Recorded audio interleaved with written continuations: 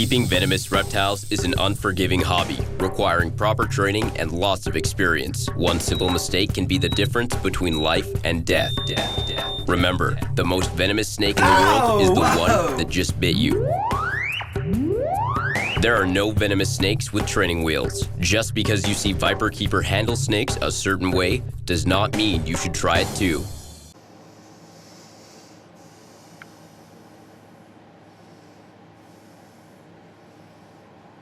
Is that interesting? Yeah. Use that to slice stuff up for food. For some of the smaller snakes, huh? What do you detect? Hmm?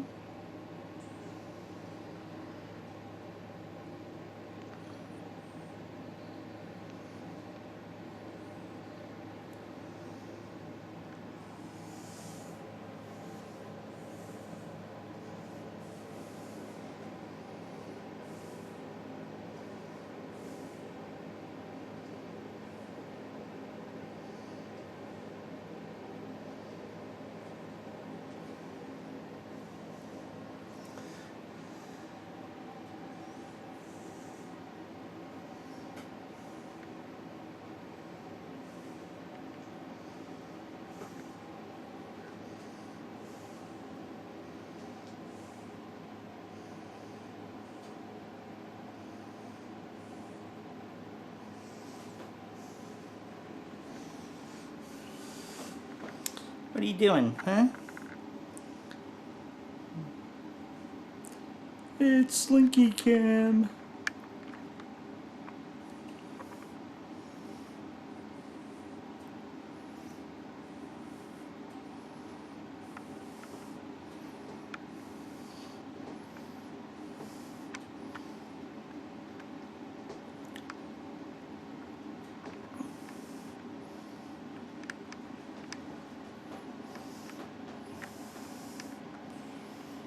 No, you can't climb on the camera and me.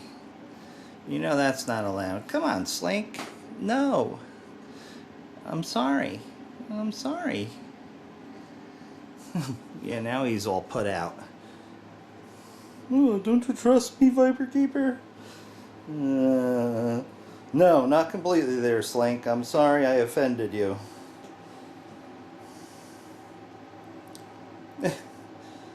You gonna go see Kermit? Yeah, you're looking to climb. I'm sorry. I've always wanted to get sort of a ficus tree for in here so I could put them up in the tree and let them hang out. We haven't quite put that together yet. Oh, come on. No being adventurous. Come on, come on, come on. Come on. Now look, you're in a position where I can't turn you. Go ahead back in there. Go on. Go on. Come on. At least he seems to have forgiven me for restraining him and cleaning and taking care of his wound in the Slinky intensive care unit there.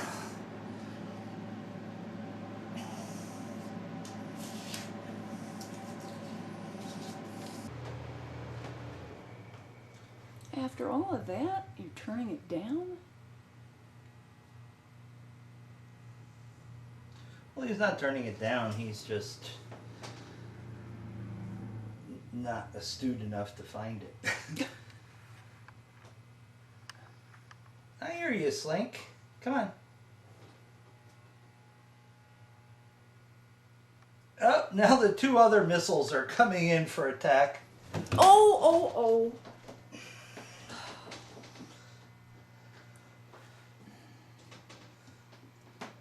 Well, yeah, I'd be pissed off too. No, Slinky, I didn't do that. Oh. Who wants that? Come on, you toads.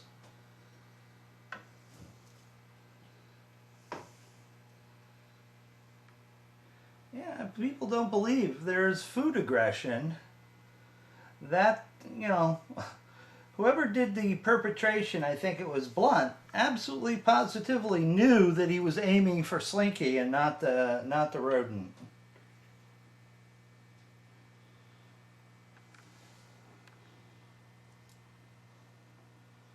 Come on, you gonna eat this? Well, you're gonna kill it for sure. Slinky, I got yours over here, bud. Easy. Come on. Come on. Come on, Slink.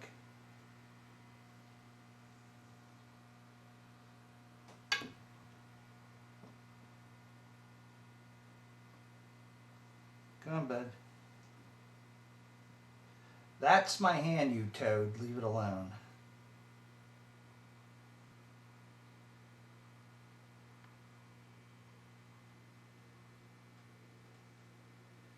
Yeah, that's yours.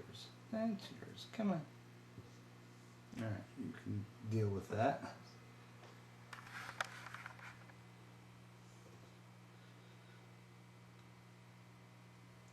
Here, you get the small one, you toad.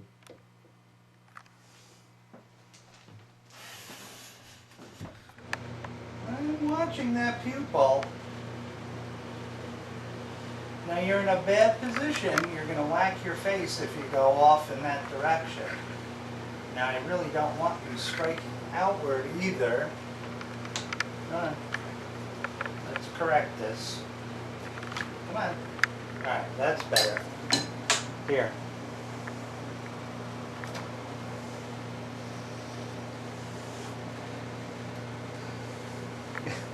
Some snakes you don't ever dream of disturbing before they eat.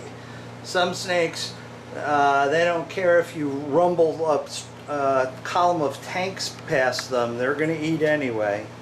I've got to get around to the other side.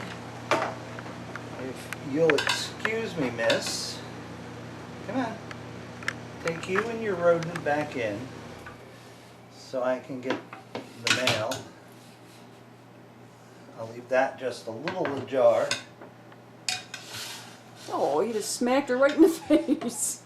Well, yeah, I'm sorry, but that's the way it goes sometimes. Now, let's see. That'll be okay for the mail.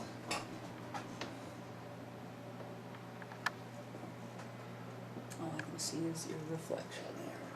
Yeah, I get really nervous with this intermediate sized pair of tongs because these, after all, are gaboons, and they can reach out and touch things that you think they can't possibly do it.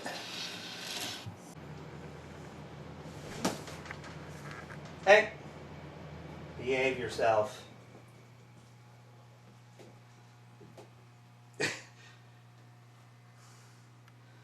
No, unlike the forest cobra, you don't get the opportunity to chew on my jeans. Oh, stop. Oh, stop. Go back in there. Go on. Yeah. You know, you folks have seen him out and about in the house. Feeding time is when the beast comes out. Other than that, he's a fairly gentle king cobra. Curious, not interested in having a tussle at all, but when he's feeding,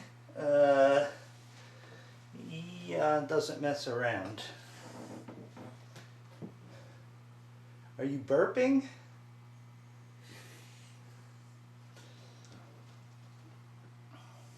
Realigning her teeth, I think.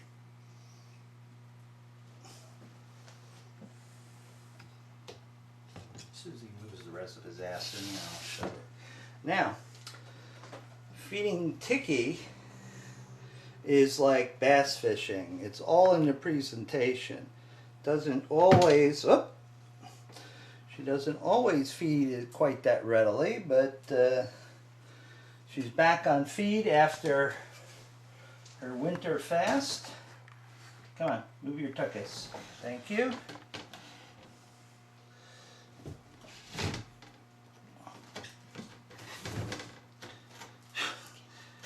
Definitely has his knickers in a knot over that.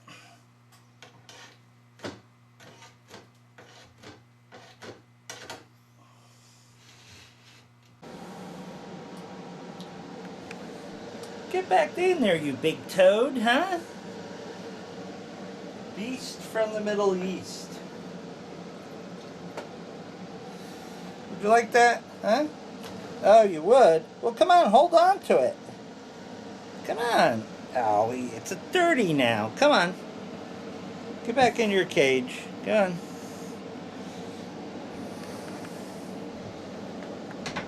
This is why you always keep hooks all over the place.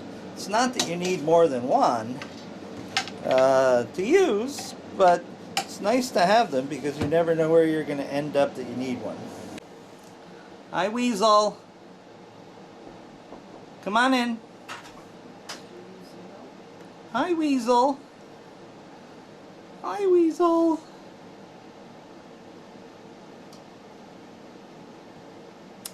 Weasel, now you're playing hard to get. Huh? Pop goes the Weasel. Hi, bud. How you doing? You want that? You do? Good for you. Good for you. Okay. Take your tucker and get back in the cage. There you go.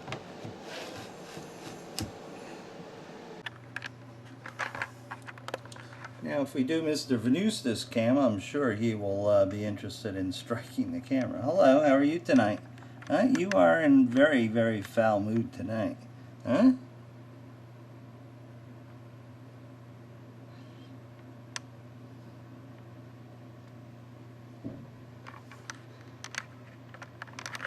Oops. Sorry, folks, I'm one-handing this. No?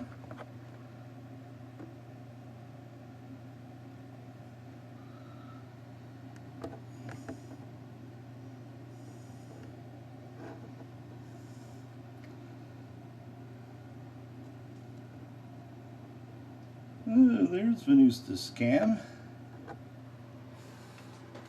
Well, you know, I really don't like having snakes pissed off for no reason, so let me give you one. Perhaps you'll like this.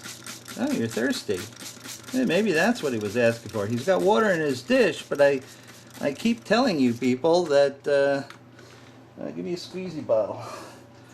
I keep telling you guys that snakes don't necessarily drink from a water bowl when you put it in there, and sometimes... Thanks, babe. Sometimes, you know, they would much rather drink from a squeeze bottle. Come on. There you go.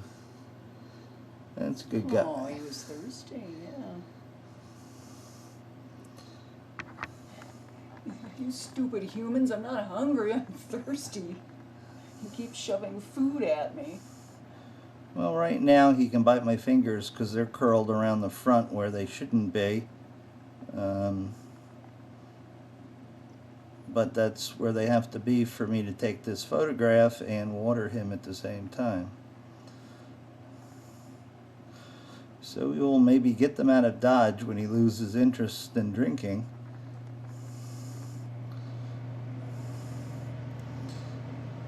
Oh, really thirsty. Oops. Oops. Yeah, I hate when that happens. I try to steady the camera on the edge of the cage, and they put a stupid manual focus wheel that I never use and wish I didn't have it. And now these are the little baby Therasratophora that Mrs. Viperkeeper has been stuffing with steak. Actually, they really like steak. And you can see from here, well, no, you can't see. From here to down there is a big chunk of steak, and you can see it in that guy in the way back. You know, she started off feeding them, you know, mouse parts and stuff, and they just weren't gaining any weight. It was enough to sort of keep them alive, but not get them to the point where they would shed. You know, finally the one in the way back there in the back corner shed and needed a little bit of help, but everybody's getting a bit fat here, which is a really good deal. And it's steak. We buy it at the grocery store, and Mrs. Viperkeeper cuts it into strips, sticks it in their mouth, and they suck it down. It's much better than some people I know feeding them live geckos.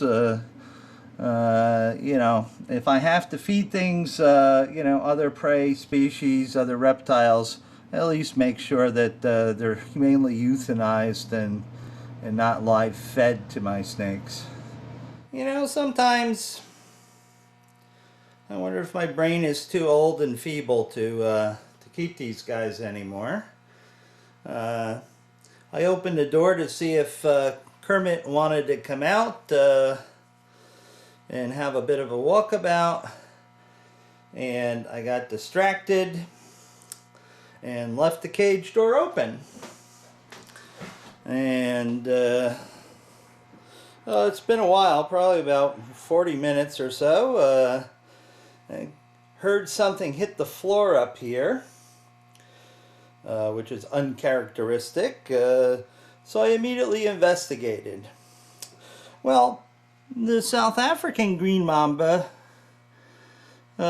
fortunately has remained in its cage during all that time, because that's the most difficult one to deal with. I came in and was looking around the room. Okay, Kermit, where are you? Well, it didn't take long, other than a scan around the room, to see Kermit, who's quite filthy right now, sitting over here on top. Now, I don't have a problem with that. I'll leave him there since he's there and relaxed. You know, he is sort of a trustee. It's just that I don't like him to perhaps get burnt by the lamp. That lampshade gets quite hot. Kermit, you manage to get very dirty all the time. So, at any rate, I don't think it will be a big exercise or very dangerous to get him back in. So I'm going to shut the camera down, take a few pictures, and like I said, I'm going to sort of leave him there, and no harm, no foul. He's pretty trusted, along with a few of the other critters I have here.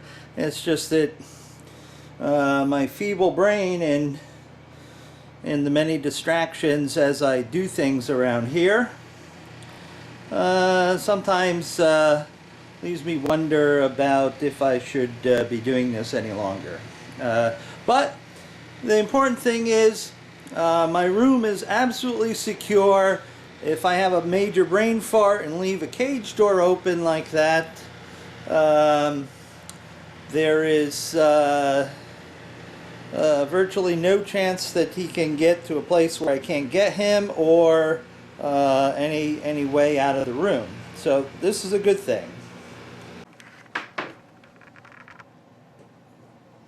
Would you like that?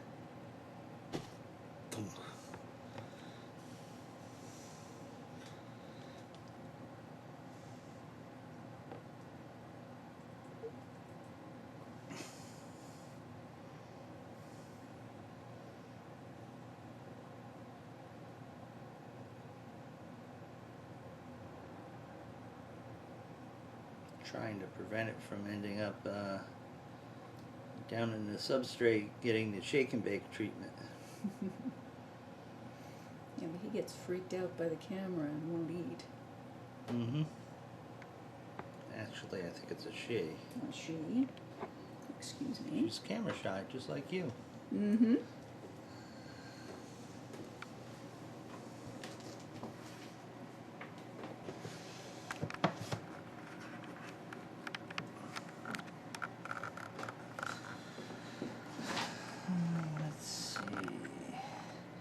These bad boys killed their mouse and didn't eat it. This Well, is the that's just rude. This is the second week in a row.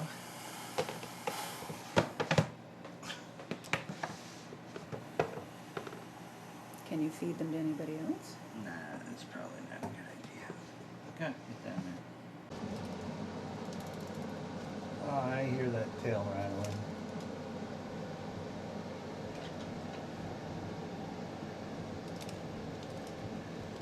Hey, you don't like me tonight, do you? I guess not.